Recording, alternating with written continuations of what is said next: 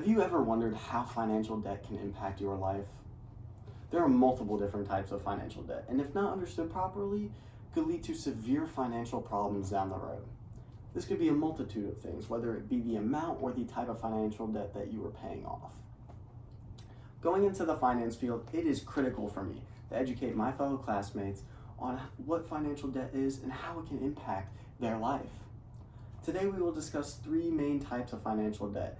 Firstly, we will discuss secured. Secondly, we will discuss unsecured, before finally finishing off with revolving debt.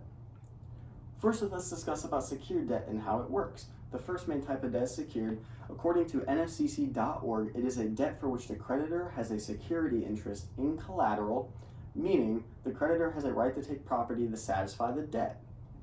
This means that they possess the power to take your assets away if failure to pay off these debts. Two simple examples of these, as nfcc.org stated, would be mortgages and auto loans. There is also home equity and business loans on this screen as well.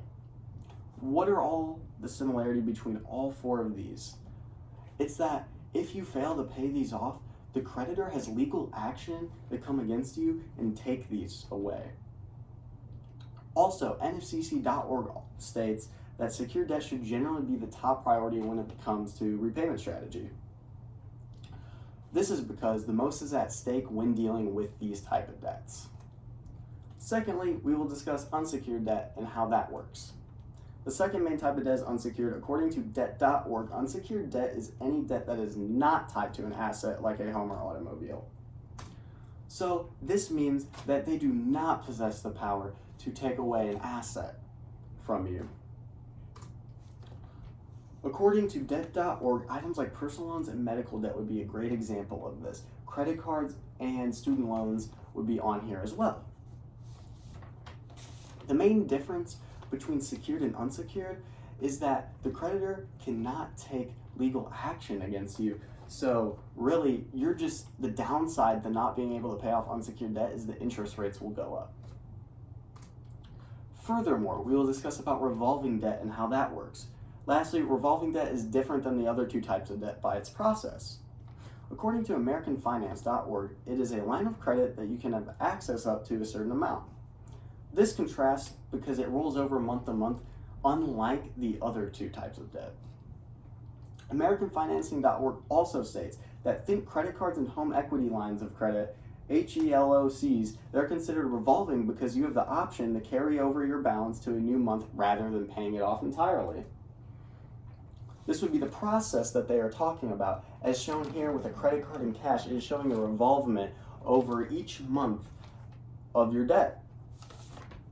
One big issue with revolving debt is that if you fail to pay this off, the interest rates will absolutely skyrocket, even more than unsecured debt. This is because it rolls over month to month, unlike the other two. This is why it is highly suggested that you usually do smaller debts. The AmericanFinancing.org states that you should use revolving debt for anything under $15,000. Previously, we discussed the three main types of debts, financial debts, and discussed the specifics on them.